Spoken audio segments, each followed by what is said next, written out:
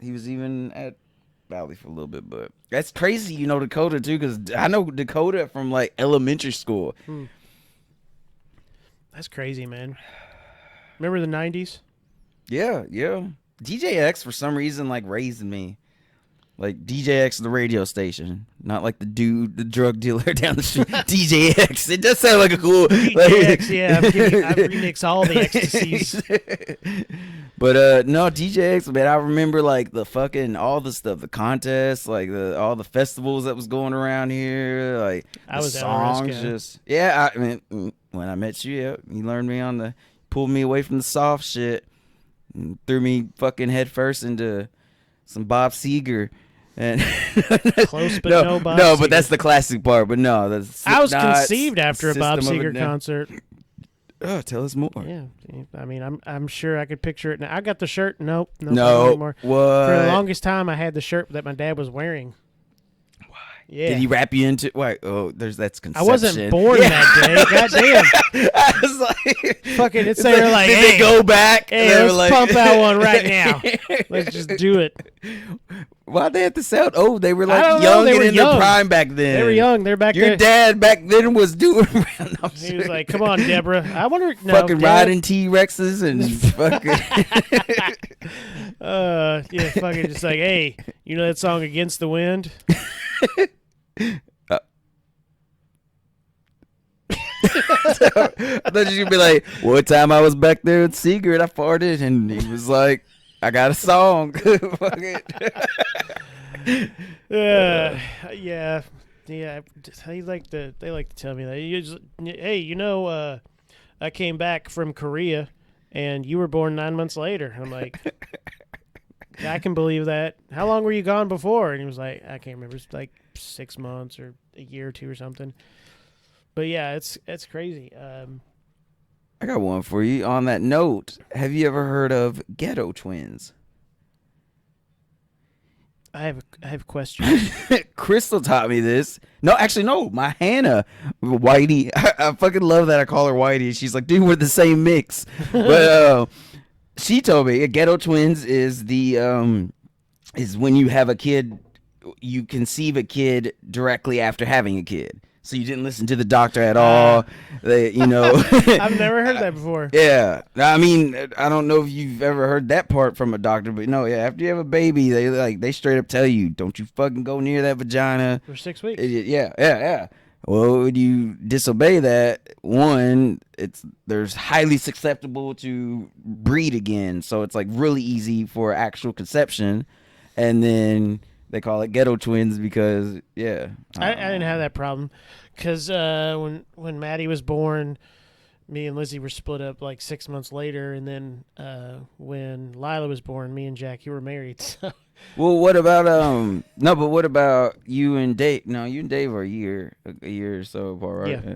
Well, why would that matter? Well, that's what I was talking about. Our parents. Sorry. And I thought you're talking about Dave. No, you're talking about my brother Dave. We're 2 years apart. You said, why did that?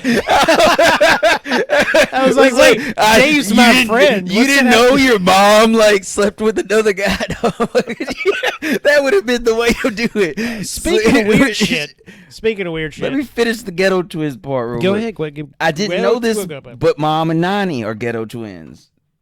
I was not. They're both born in Puerto Rico, and I didn't know that was that close together. But yeah, fun fact about my family that you all don't know about. But weird fact. My weird fact was, so hanging out at the wet spot, my parents' bar in their house, and Dad gets to drinking, and he gets to telling stories or just unlocking and removing his filter, which is only halfway on typically as is. But I remember sitting back there one of the many nights, and he was like, "Yeah, your mom's first 3 boyfriends were named Jimmy." My dad's name is James or Jimmy, or she calls him Jimmy. She calls him yeah, Jimmy, but when he works, he goes by when he used to work, he'd go by James. So yeah, I was like, "Oh, that's kind of a fun fact, right? Fun fact for you." And he was like, "Yeah." So she never had to worry about yelling the wrong name. And I was like, "Oh, Yeah, it took a turn. That's a thing right We there." need to call it. We need to call it like Jimmy Fundamentals or Jimmy. No, I don't want to Jimmy call Jams. Him Jimmy Jams. call him the Jim Jams. But no, like that's what. Whenever he has some actual wisdom that like just goes fuck. Like He gets I mean, he gets a little drunk and hi Dad. He gets a little drunk and then I remember I was sitting at the kitchen, the table in the kitchen the last time we were over there drinking, and he what was it T-Rex? It was the T-Rex. T-Rex was What the were bomb. we talking about though? I mean, I don't want to put his stuff out there, but he was telling us about certain materials that he had fun with. No, I know that, but you and I were talking about something. Oh fuck! I was in his conversation. For some reason, like, for some reason, I feel like we were talking about beavers or some animal, something, right? okay. And then Dad was like, "Yeah, it's the same thing with the T-Rex. You got to be still or they see you." Oh, You know what I'm that talking is about? sounding like You and I were having a totally Think we were talking- conversation without him. might have been about bears and that how like the whole stay laying dead thing is not a real thing. Yeah, like, we were having a it's like- legit conversation, and then Dad was just like over here talking to somebody. He goes, "Oh yeah, that's the thing about T-Rexes." Why do I though? When I think about the T-Rex part, I feel like he was talking about in reference to the small arms or something like that, or they have a big head and small hands, or I don't know. I swear, Yeah, like it had he something was- to do with that. He was so far out but man, in like left field. that yeah. it was a good ganja night. But yeah, again with stuff from Dad telling me about his younger years, and so that night, Mom was telling me about her past with things that she's I wouldn't say experimented with because that's not really experimentation, but she's done things. Yeah, Right, there's with these some cool party substances stories. and talking about things made her too honest and made her take large shits in front of people. I specifically remember the sneezing of a way of Oh of, yeah, of things that would have been fun to have Deborah, but yeah. It's just it's adult fun dip, just minus the candy stick. It sounds like But it's just there was no fun. Just like me, you, and Candy Mom stick. talking, and then Dad's just over here in his own little fucking dad bubble, watching TV, and then all of a sudden he just like, I want to be in this conversation. Hey,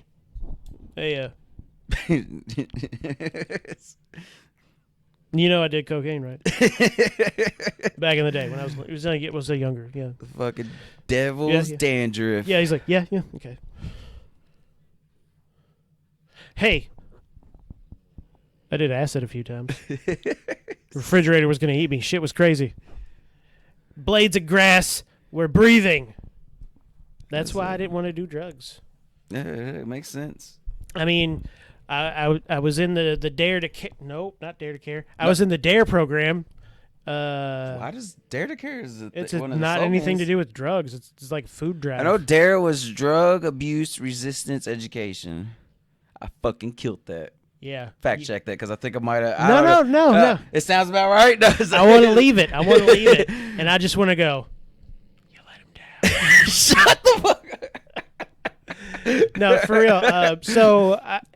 It's interesting. Like you're an only child, right? Yeah. Well, No, yeah. yeah. Well, I'm the youngest of three, and it's just interesting because, Baby. I've got I'm the only one with a college degree out of my brothers. Suck on that, Dave. Kevin, your GED from prison doesn't count. But That hard knock life, but no, it is interesting because how similar we are in some I don't know if you want to say deep ways, but then how totally different we are. It's weird because like same differences. right. So it's definitely oxymoronic, but so like hanging around my brother Dave and just being like he's so fucking like out there and his sense of style and his sense of self obviously this is me saying it totally from the outside, but just it's always been kind of cool that when Dave was in high school, he had some issues with like people. I don't want to say bullying him because that makes him sound like a bitch, and Dave is not that at all. No. Yeah. But he did have issues with fucking people being dicks and not dicks enough for him to punch. But I still remember that time I was hanging out with you, then I came home, and he was home. He was visiting home during the summer after when he was in college. And I walked back because Mom and Dad were in bed, and it was like early. So I was like, why the fuck are they in bed? And I had been hanging out with you. I walked down the hallway because Dave's light was on, and he's fucking sitting there, and he's got this giant wound on his knee. And I just kind of like knock on. I'm like, I was like, what the fuck happened to your knee? And some dude just kind of popped off at the mouth at Mom, and Dave was like, I'm going to defend her honor. That sounds dead on. And he fucking drop kicked this dude in his chest in a parking lot, like literally 2 feet. But when he landed on a bottle and it cut his leg open. But dude's name was Elvis. Yeah. And the guy slapped my mom is what happened. Oh, shit. And then Dave was just like, motherfucking. But yeah, but it's interesting how Dave likes to experiment. I actually talked to him about this recently, and we talked specifically about Dare, which is kind of funny that you mentioned it. He actually declined taking it wasn't a class, but he declined joining the program, and I asked him why, and he said, because I knew I was interested in trying drugs. I'm like, in elementary school? What the fuck? But like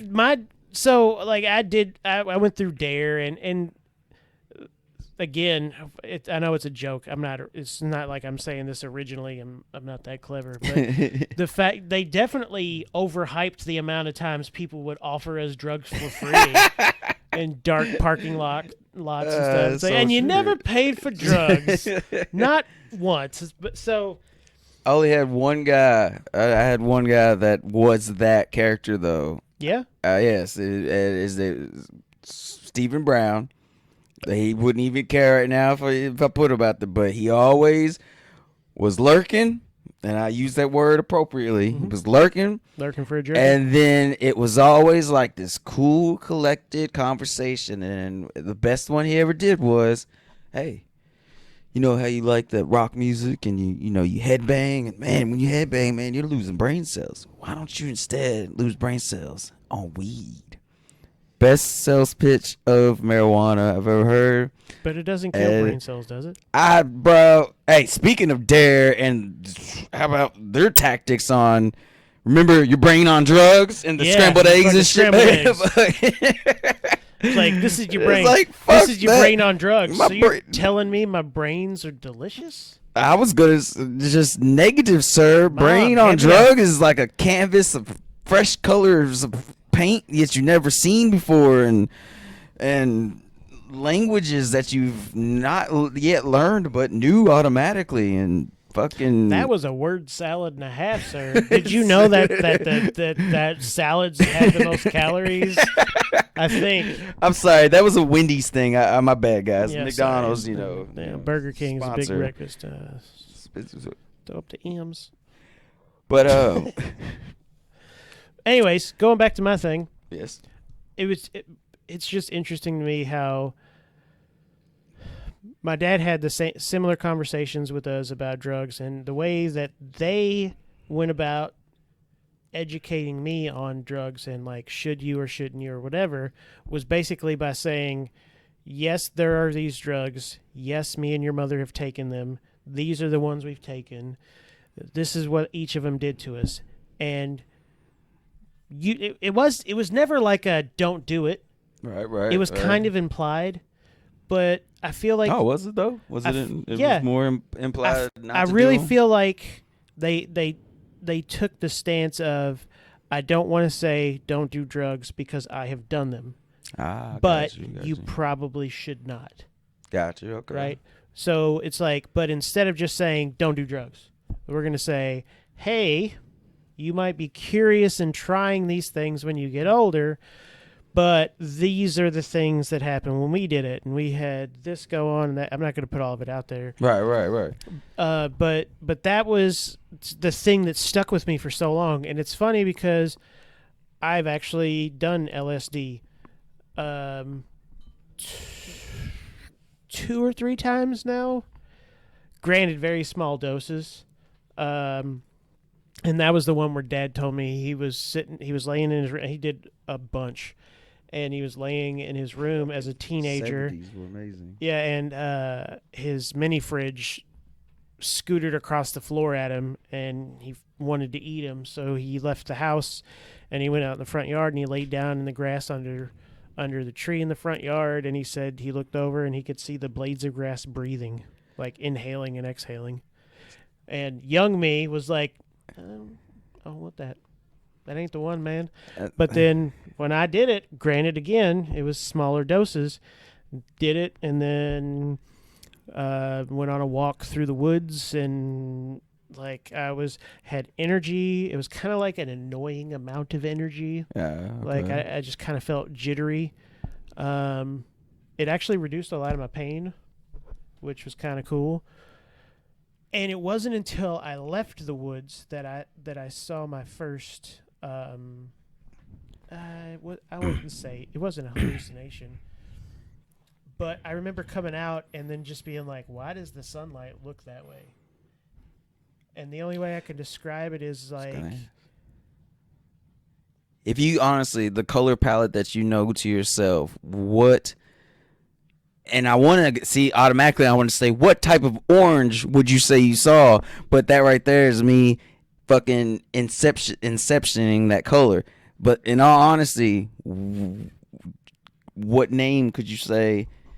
And even I might just go as far as, if you don't know the name of the color, maybe a comparison. But I am curious because I don't know if you've ever got to meet a colorblind person before, but it is wild. no, Just the difference in what we see. Then no, I can't hear myself. By the way, I was watching it. no, I know. So the best way I can describe it, and it's granted it's a drug, right? So duh.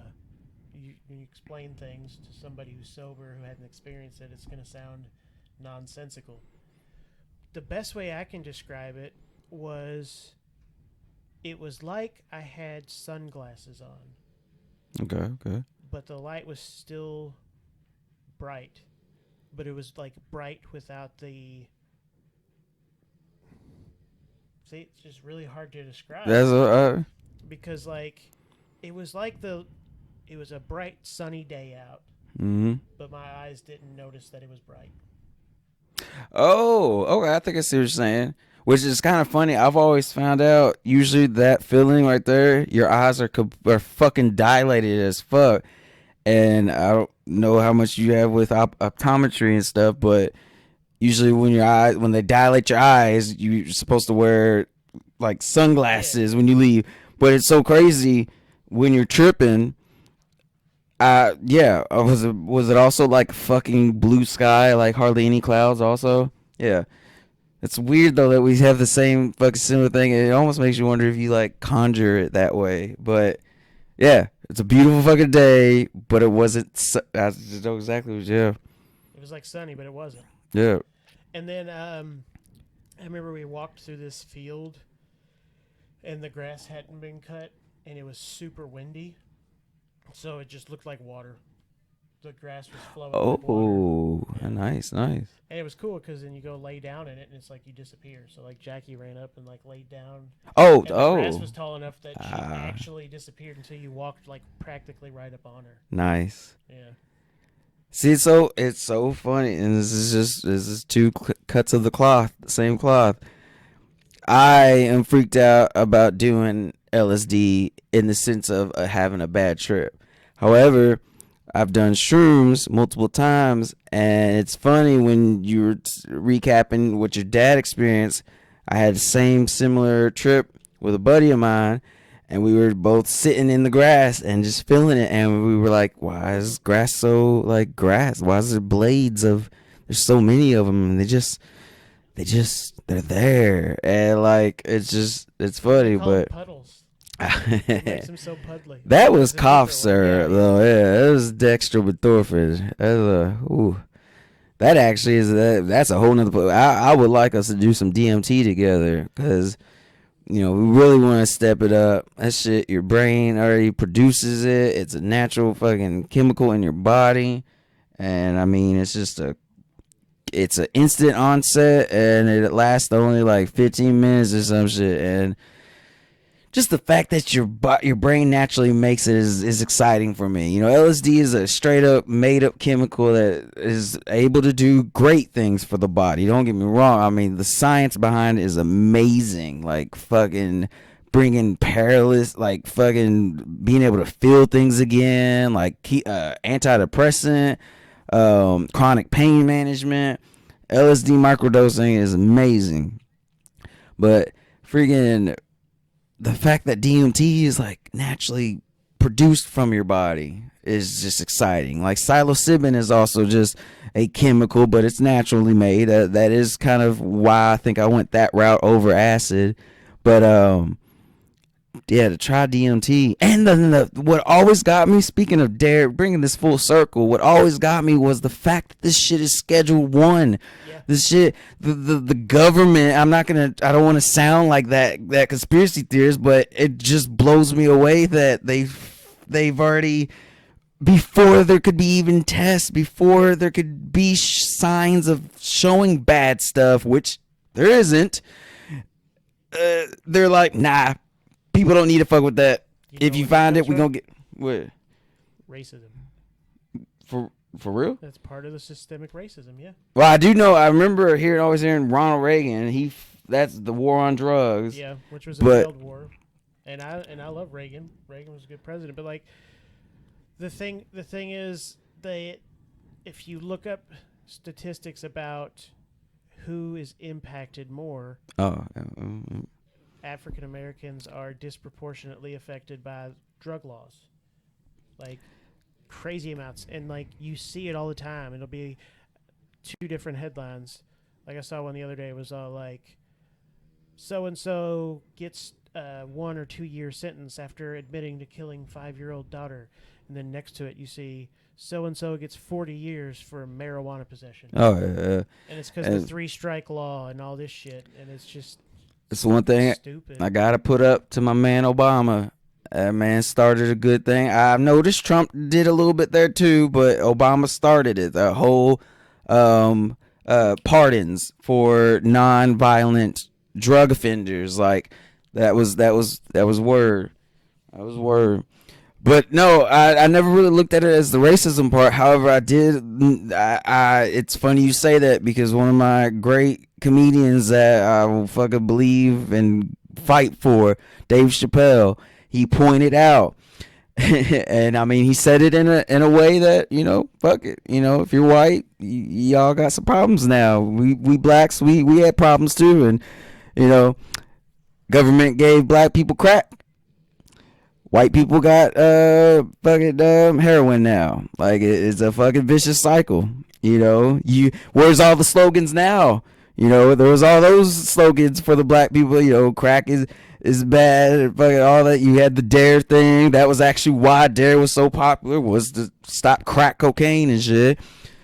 Now you got this all use. I mean, you see heroin use and abuse everywhere. I mean, you can't hide it. The lethargic feeling, the nodding off, the just nastiness that comes with that, and what? I don't think I've seen one fucking ad for. I mean, you get opiate abuse. I think the lawsuits. I know they're doing that. Class action settlements towards opiate prescriptions and shit like that. Like, because somebody forgot to tell little Jimmy that fucking painkillers were gonna be super addictive, and you're gonna want to do it all the time, even though your leg's fine now and shit. But it's a slippery slope, that's for sure. I say turn that up a little.